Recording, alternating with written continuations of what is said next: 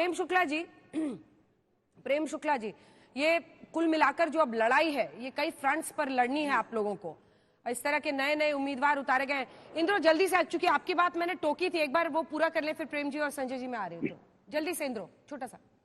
बिल्कुल बिल्कुल। सिर्फ आसनसोल ही नहीं, जो 20 उम्मीदवारों को बीजेपी ने इस वक्त उतारा है, 42 में से 50% कैंडिडेट अनाउंस कर दिया गया है। उनमें से 4 सिटिंग एमएलए को एमपी सीट दिया गया है और 2-3 लोगों को बदला गया है। तो कहीं ना कहीं ये लगता है कि बीजेपी का पूरा फोकस जो है इस बार बंगाल पे होने वाला है, क्योंकि बीजेपी को लगता है अगर 370 का जो आंकड़ा भी टारगेट दिया गया है उनको गेन करना है। और कौन सा ऐसा राज्य है जहां पे बीजेपी का गेन हो सकता है? उनको लगता है कि 18 से जितना सीट ज्यादा वो बंगाल से ला पाएंगे। 370 का जो आंकड़ा और टारगेट पीएम मोदी ने दिया है, आज वो खुद पश्चिम बंगाल में थे, वो उसमें बंगाल काफी हद तक एक जो पॉलिटिकल सर्ज है बीजेपी का वो दिख रहा है और उसमें सहायता हो सकती है। उसकी वजह है इंद्रो, अगर उन्होंने कैंडिडेट्स को रिपीट किया अभी जो 20 है उनमें से, उसकी वजह यह है कि बंगाल में उनकी परफॉर्मेंस आउटस्टैंडिंग थी पिछली बार। अगर 18 सीट जीते थे तो 22 सीटों पर नंबर 2 पोजीशन पर बीजेपी थी। 22 सीटों पर, 16 सीटों पर यूपी में सबसे ज्यादा नंबर 2 की पोजीशन भी पश्चिम बंगाल में ही भारतीय जनता पार्टी ने ली थी। 72 सीटों में 72 में से 22 सीटें बंगाल की थी जिस पर वो नंबर 2 पर आए थे। संजय जी, ये लिस्ट आपसे क्या कह रहा है? मतलब एज एन एनालिस्ट आप इसको क्या समझ रहे हैं, क्या देख रहे हैं? देखिए अंजना जी, मुझे लगता है अगर लिस्ट को बारीकी से देखें तो 3-4 मैसेजेस, बड़े मैसेजेस हैं। पहला, युवाओं को साधने की कोशिश की गई क्योंकि बड़ी संख्या में युवा कैंडिडेट्स उतारे गए हैं। 195 में से तकरीबन 47 ऐसे उम्मीदवार हैं जो 50 साल से नीचे के हैं। दूसरी, अगर महिलाओं के को देखें, इस लिस्ट में बड़ी तादाद में महिलाएं हैं, तकरीबन 28 महिलाओं के नाम है। तो एक तरह से महिला वोटरों को भी संदेश दिया जा रहा है। ये जरूर है कि जिस तरह से आरक्षण 33% किया गया, लेकिन अगर इसको देखेंगे तो ये तकरीबन 13 या 14% है। फिर भी एक पॉजिटिव संदेश दिया जा रहा है। लेकिन एक बड़ा संदेश है केरल से। इस बात का बार बार जिक्र होता है कि बीजेपी मुस्लिम को टिकट नहीं देती है, लेकिन केरल में एक मुस्लिम उम्मीदवार को उतारा है बीजेपी ने।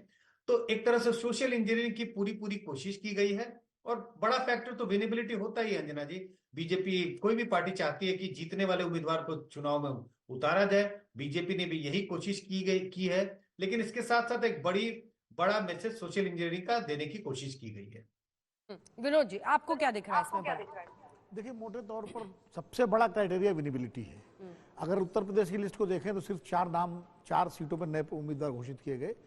और मतलब कृपाशंकर सिंह जैसे जो पुराने कांग्रेसी थे उनको भी लाके लड़ाया गया जौनपुर से। यानी पार्टी ये कोई जोखिम नहीं लेना चाहती कि अचानक आप टिकट काट दीजिए 40 लोगों के, 25 लोगों के, 30 लोगों के, और उनमें से आधे चुनाव हार जाएं। तो इसलिए पुराने लोगों पर ही भरोसा जताया गया, उत्तर प्रदेश की खासकर बात कर रहा हूं। इसके बावजूद अगर पूरी लिस्ट को देखें तो पूरी लिस्ट में, जैसा संजय जी कह रहे थे, उसमें संतुलन बनाने की कोशिश की गई है। नए नाम भी हैं। अब दिल्ली में तो 4 नाम एकदम नए कर दिए, 5 में से उन्होंने। इसी तरह बंगाल में भी कुछ नाम नए हैं।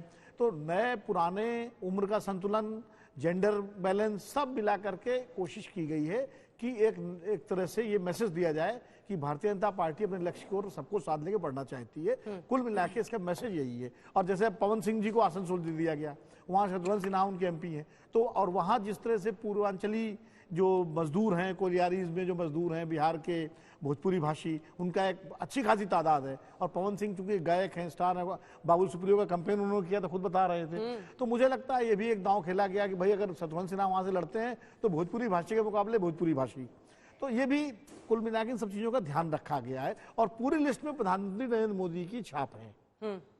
लेकिन प्रेम शुक्ला जी, आपसे और अनुराग जी से जल्दी जल्दी एक रिमार्क लेते हुए, प्रेम शुक्ला जी, 14.5% होता है जो अभी आपने 28 आउट ऑफ 195 महिलाओं को टिकट दिया है।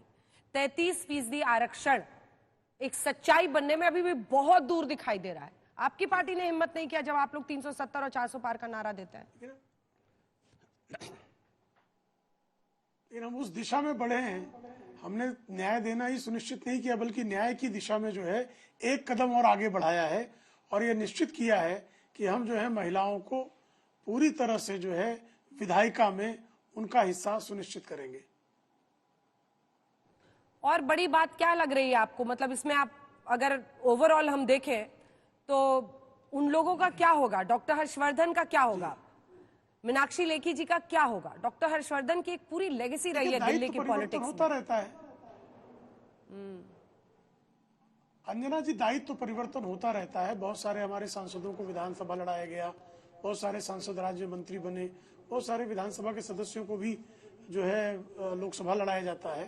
तो हमारे यहाँ कार्यकर्ता का दायित्व परिवर्तन होते रहता है, पदाधिकारी का दायित्व परिवर्तन होते रहता है।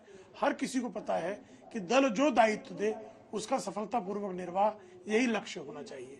अनुराग जी, छोटा सा कमेंट जल्दी से। कमाल का दायित्व परिवर्तन है। 47 जो लोकसभा के एमपी उत्तर प्रदेश में आपने रिपीट कर दिए, उनका दायित्व परिवर्तन क्यों नहीं किया आपने? अगर आपको इतना दायित्व परिवर्तन पे शौक है, क्योंकि हर्षवर्धन जी ने आपके मुताबिक, और देखा गया था कि कोविड काल में उन्होंने काम किया, तो काम करने वाले की टिकट आपने काट दी, सीधी सी बात है। विपक्ष को सबसे ज्यादा चिंता आज डॉक्टर हर्षवर्धन की, मीनाक्षी लेखी की और